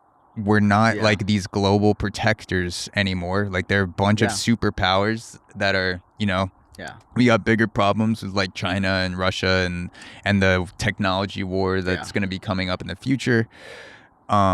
Just like, what are we doing in the Middle East? And I'm not saying that as like fuck you, like what are we doing over there? I'm genuinely like curious, like what are we doing over there? Like it seems like we've just like basically overdone it to the point of, don't we have enough data points and experience to say this is working or it's not working, and maybe let's try something differently? But we're not, though. And I have to be careful what I say, because the honest... And I'm just speaking for myself. That's nothing on you. I know. I have to be careful what I say, though, because, like, believe it or not, there's so many people who are so brainwashed in this country, and brainwashed both in, like, their nationalistic views, by their media, by everything, that like me just saying what I'm saying, people in the army will not like me. And I gotta be careful. Like I've had other things like this happen in the military where I've had to like kind of say what I thought. And because I have an opinion that's quote unquote anti-American or anti the status quo of the US government, and because I'm in the army, they're like, why are you here then if you don't believe in this and that? I have to be a little careful, because some people take that personally and try to like hurt me. Some people, I'm telling you the truth. Like not even bullshit. I believe it, yeah. Yeah, and it's dumb, bro. But I mean, I gotta call it like I see it. And some people are just incapable of seeing it in the military. And it doesn't mean that we've done everything bad, or that every soldier that goes out there is bad or something like that. But I think the underlying reason, bro, for anything in a capitalist society, and I'm not some giant socialist or something, but is making money. I've seen many people. I mean, part of my education of learning what's going on in terms of U.S. foreign policy is hearing people that are ex-military come out and say they basically, like, their career's not a waste of time, but like they were over in Afghanistan for 10 years and then they see us pull out and the Taliban just swarms, and they're like, what do we even do? Like, I just spent my entire life over there and under the guise that we're trying to spread democracy and make things better, and people leave the military and they can speak freely and they're like, yo, that shit is so fucked up. I don't agree with what's going on. We're basically a soldier. We're told what to do. We're given orders, and then like now it's just like, what the fuck are we doing? But I mean, Yeah. my dumbass is not gonna solve that problem. Yeah. There are much Yeah, man. smarter people that are Yeah, man. working Bro, on this shit. I think part of it's the disconnect too, like between Yeah. the level, like the Uh-huh. top level of the military and the corporations versus like what people are actually seeing on The the average ground, and infantryman, just in a bridge of a lack of communication Yeah. of like, Yeah. this is what we're seeing, this is what we're doing, and then the orders being placed down. That's what I would guess, but Yeah. I mean, who Yeah. knows? Yeah, man, it's so complex, man. I think at the end of the day, though, like, I'm not gonna pick up a rifle and shoot a family. I'm not gonna, like, you know, and I'm not being given orders to do that. But I mean, indirectly, we're affecting these people's lives, and I want to tell you more, maybe off camera. You know what I mean? 100%. About some reasons why we're out there, and why I don't agree with some of the reasons why we're out there, and then especially being a product of colonialism. Like, I'm Puerto Rican, bro. I'm a product of colonialism. Yeah. And the reason why I'm even here is because of colonialism, and my family had no choice but to come here. And just the amount of government intervention that the U.S. has. Like, I have tons of Mexican-American friends who are, like, so pro-USA.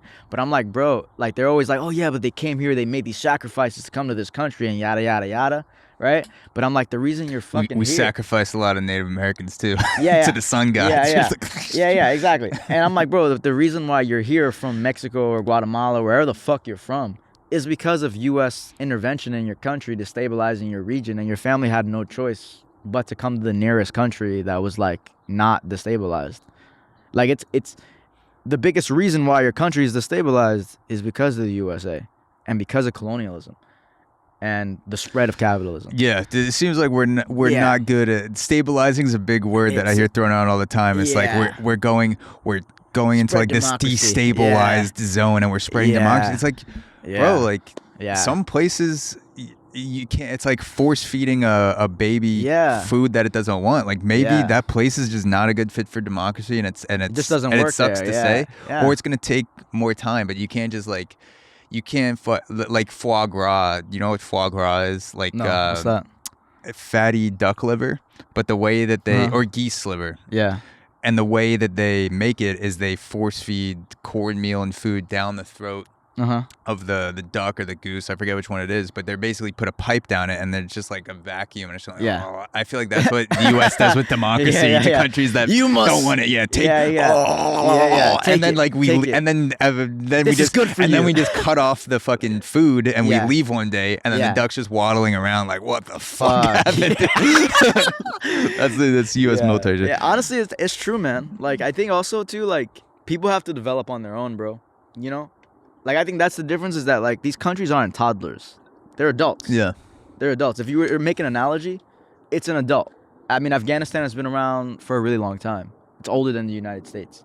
They are developing at their own rate, and there are reasons why they're developing at their own rate, and you can't force them to develop any faster. Like, if I see a dude who's, like, doing drugs all day, I can wish the best for him. I could try to help him in some way, but to try to, like, physically take the drugs away from him and, like, fight him to make sure that he doesn't do that, like, how much of a difference am I making, really? Yeah. Like, beating his ass and making him... It's got to come from internally at some point. You can't just watch someone 24 hours a day. As long as you're not trying to, like, hurt me, you can do your drugs in the corner. Go ahead, you know. And I don't want that to be the case, but it's just the world is not our block. Like, you know what I mean? It's the way I think about it too. Sometimes it's like, when people say, it's a good thing we're over there, and I'm sure there are a lot of good reasons for us to have a military presence in the Middle East, like, not to knock the threat of terrorism and the immense suffering that people have over there.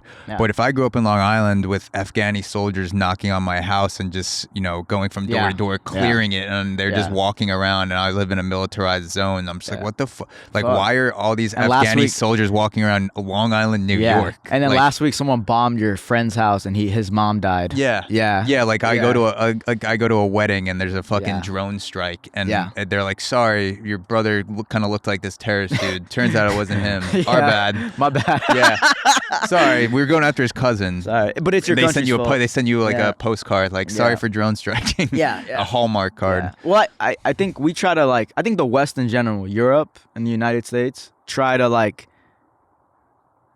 virtue signal that we are morally superior to other places. and that this is the best way to live, and this is how you need to live, and that's it. And it's like, it's wrong. It's wrong, and it's also kind of racist, to tell you the truth. But I just don't think that anyone should go anywhere and try to tell people like, this is how you need to live because this is better. I think that's wrong. Yeah. I think that's wrong, to tell you the truth. I totally agree. You know? I mean, that's one of the things that I've learned traveling these past couple years. My girlfriend's been all over the world. She's worked in China, Australia. Yeah. She's from France. She moved to Yeah. New York Good and job, by the way. Connecticut, which is, oh yeah. Good job, man. I'm dating a fucking French neuroscientist. Bro, good job. Yeah. No, and not even like, no, as respectfully as possible as your friend, because I would never like say anything that would. I don't believe in like friends sexualizing your partner. I think that's wrong. But I mean it from a purely like friendship, good, like in a good mannered way. Good job, man. Good job getting a good person for you, and she seems like an awesome person. Look, we'll end the podcast by sexualizing each other's girlfriends. The last 5 minutes, we'll have a foursome. They're actually both here right now. Come on. Yeah. Come on, guys. Yeah. But no, like I appreciate that, and she's traveled so much more than me. She's lived abroad for so much time after she was 16, and one of the things that I've learned in the past couple of years is I used to have more of that American bravado where I'm living in Colombia or I'm going to the Netherlands and I'm just like, shit here's so different. Like, why don't they fucking do shit like New York? And exactly. Oh, say. Yeah. Stand during the national anthem. Get the fuck up. Don't take a knee. Don't take a fucking knee. Give me those bootstraps. I'll pull them myself.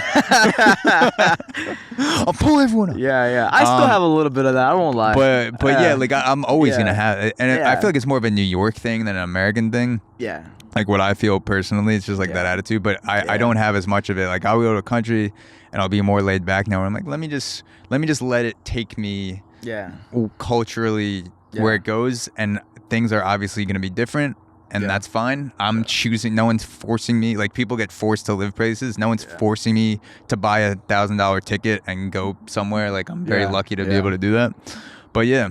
Can I also just say, I am proud to be an American. Like I'm happy to be in the U.S. I'm proud to be an American. You ever seen a fucking? I just watched Top Gun Maverick, dude. Top Gun? Yeah. Have you seen a fucking Team America? I have, but it's been a very long time. That came out like that throwback. Yeah. Fuck yeah. Yes. That's the thing I don't want to get lost is that we love America. Yeah. We both have American flag tattoos on our cocks, like just wrap the flag. Every time we have sex, we're literally putting America inside another human being. That's how much we love America. Bro.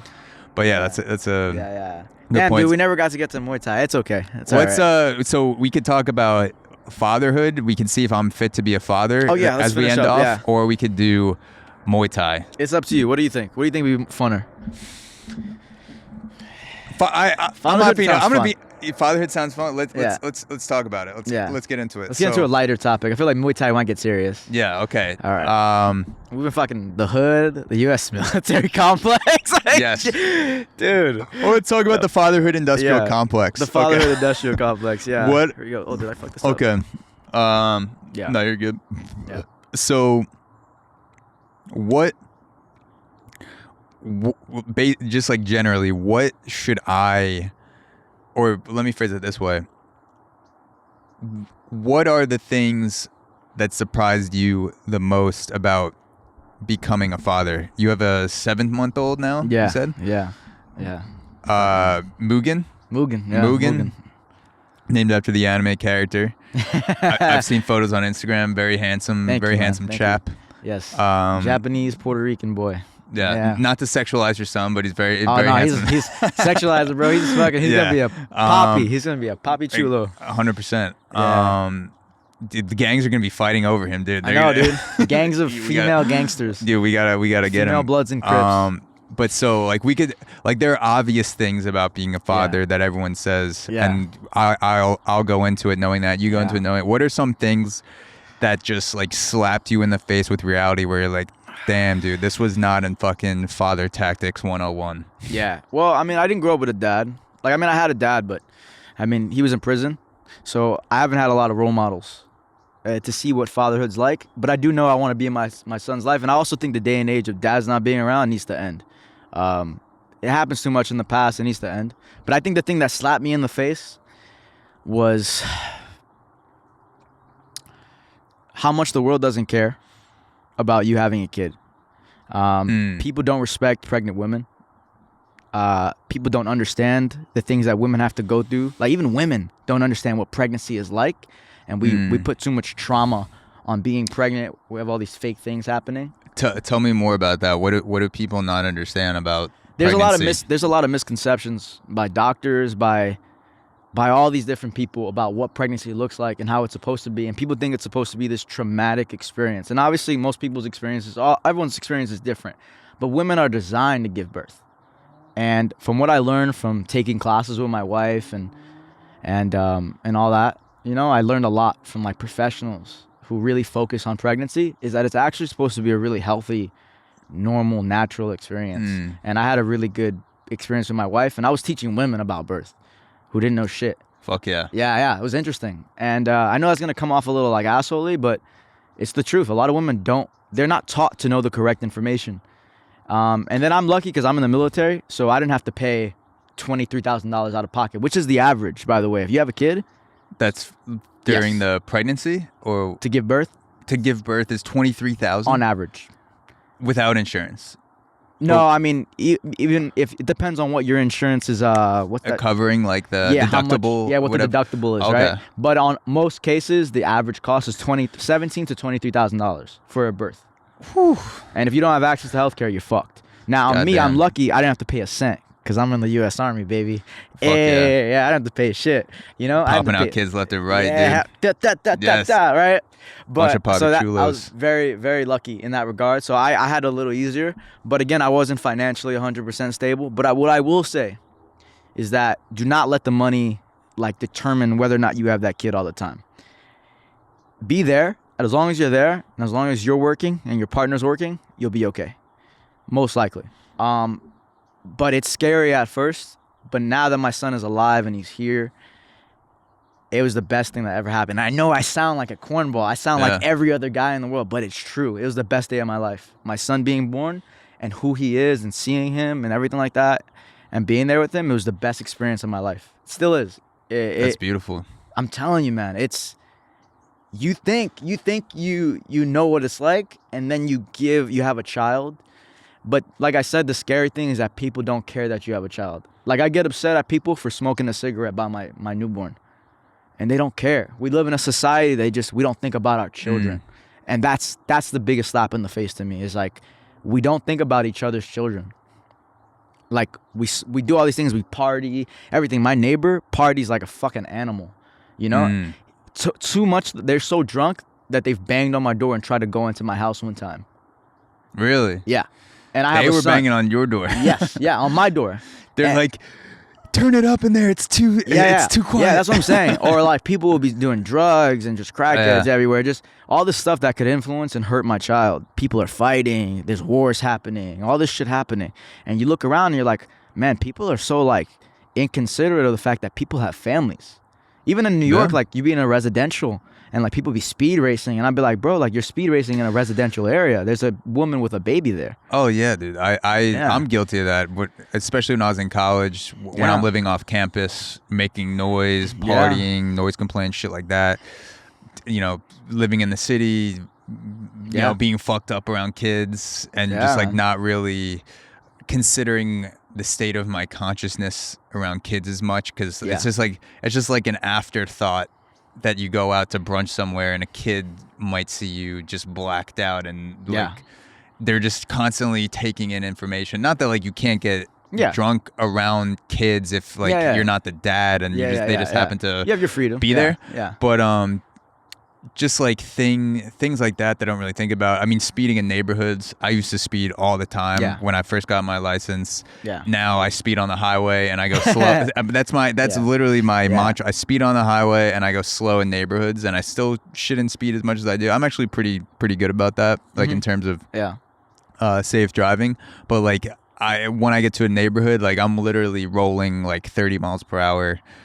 Just because I know that people are walking around, kids are playing shit Yeah. like that, and I did not always used to think like that. Yeah. And I It's can true. understand why. It was probably like 20, maybe 22 years old or something, senior year in college, and I got yelled at by a woman who was on the side of the road with her daughter, and they were on the Yeah. sidewalk, but I just like was speeding by, like I was probably Yeah. going like 55 in a 25, and she Yeah. was like yelling at me like, slow the fuck down. And Yeah. at that time I was like, fuck you, you fucking bitch. But like I do what I want. Yeah, going like Yeah. 55 through an empty Yeah. street on a neighborhood, a kid Yeah. could easily, you know, lose Just his ball, walk. Yeah. and then just like walk Yeah. out in front of my car. Yeah. And then like that's it, like that Yeah. kid is done. Yeah. And it's eye-opening when you have kids, because you see how inconsiderate people are of children, and you're like, you could have killed my kid. Like, and like, I'm sorry, you killed my kid, I'm killing you. It doesn't matter. Bro, let me tell you something, bro. I'll die before I go to prison. I'll tell you that much. Like, I'm not trying to sound like an asshole, but like, if you ever see me, like, on the news doing some crazy shit, I know someone I'm tried dying. to do some No, shit. I'm going out on my shield, dude. Like, I'm the type of guy, I'll go all the way, dude. Like, if I'm not going to prison, bro. Fuck that. I'm going out on my shield, bro. I'm going out. Yep. I'm shooting back. Like, whatever, you know. And I know that sounds kind of corny, but it's just a funny thing that the way I look at it is like, nah, I'm not going to prison. Fuck that, dude. I'd rather just go out, like, you know. Go out guns blazing. Go out, dude. yeah. Fucking America. Fucking, yeah. Old West. Shootout, dude. Yeah, exactly. I wanted it to be a fucking movie. This guy was a psycho. Fuck it. You Fuck know? yeah, baby. But if so, yeah, something. Fatherhood 101. Go out on the shield. Go on the shield, That's dude. like Like that's a like Don. ancient Greece Yeah, shit. bro. Like Yeah. the husband's sword and shield comes back, Yeah. and another soldier hands it to the wife. To the wife. She's like, So sad. your Yeah. husband died in battle. Like, here's his shield, and Yeah. she gives it to the son. And that's not and he's the like, I will fucking die I in would battle die like my about it, dad. like my dad. That's not the best advice to give. but you know, like, that's just me, man. But do I think you're ready to be a father though? At this moment, I mean, are you ready? I mean, who the fuck's ready to be a dad? You become ready when you have a kid. I was gonna say I believe that I have it in me to become a father whenever that time is. The thing that Yeah. I worry about is I am so selfish with the way that I live now. Mm-hmm. I believe I'm a pretty decent person. Like I'm not an angel by any means. Like I still no one fuck is. around, Yeah. do shit. But like in the way that I live, I have my job, Yeah. my girlfriend, my family, my free time. I'm so selfish with my free Yeah. time and like the time that I spend with the people that I love without a kid. Yeah. I hope that something inside me switches where I'm like, It will. maybe, you know, I want to be home this weekend instead of just like, I don't know, going to fucking Miami and recording Coachella. a podcast, or yeah, just like, not that you can't do fun shit, but it's just Yeah, like when you you can. have a Yeah. kid, the first, you know, year or two, like you're watching them 24 hours. Like you can't just like leave Yeah. a fucking 2-month-old and then Yeah. go, and if you do, one of you is at home the Yeah. entire time. Yeah, So that's it's just what like, I'm doing right now, dude. I hope I something switches in me where will. I am not as selfish as I currently am, because that's the only thing I'd say I'd be scared of, is still acting the same way I do with a kid. You have to be a little selfish though, because like, if I'm being a dad, in order for me to be the best man that I can be, and that you can be as well, I need to take care of myself. And I think that's a mistake a lot of guys make, is they stop doing Muay Thai, they stop working out, they stop doing the things that make them and that are healthy for you.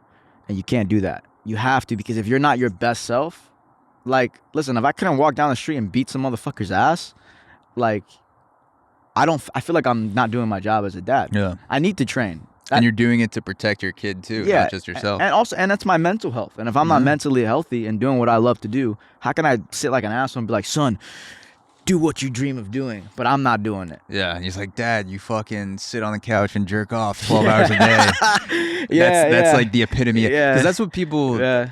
That's like, if there's one thing that I would say I understand more now, and obviously not fully because I'm not Yeah. a dad, but like just being around kids and like having younger cousins, Yeah. you assume as a young kid that adults are superheroes. So like whatever you see adults doing, Yeah. you want to like emulate them Yeah. because they like being an adult is like a superpower to you. So if you see your dad just fucking like being a lazy shit, Yeah. not doing the things he needs to do, not taking care of his health, eating like Mhm. shit, to you, you're like, oh, like this is The this standard. is the superhero Yeah. standard. And then you grow up and you start to emulate some of those things and you realize that that's not the thing. So Yeah. like just doing things in front of your kid, like working out or eating healthy or Yeah. shadow boxing, whatever Yeah. it is, like shows them, even if they don't understand fully what's happening yet, it kind of imprints the mind from a young age of this is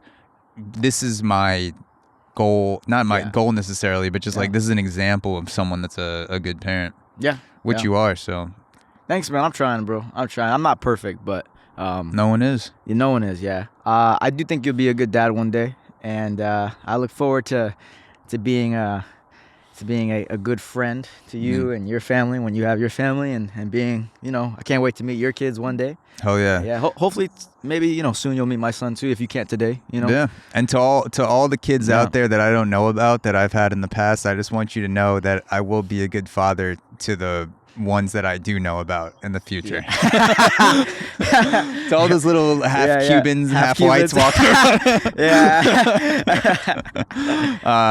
But yeah, that's a whole nother story. But thank you so much, Houston, for coming on the pod. Thank you, bro. You're doing me a favor by putting me on the podcast, man. No, Thank dude, you. I appreciate it. So it's always a good conversation. We're gonna go tear up San Diego now. Yeah, we're gonna have some fucking burritos. Yeah, we're gonna fucking do the San Diego Industrial Complex. We're gonna fucking take over, dude. Yeah, bro. And we might get arrested tonight. Who knows? All right. Stay tuned to find out. Peace. Boom. Thanks, bro.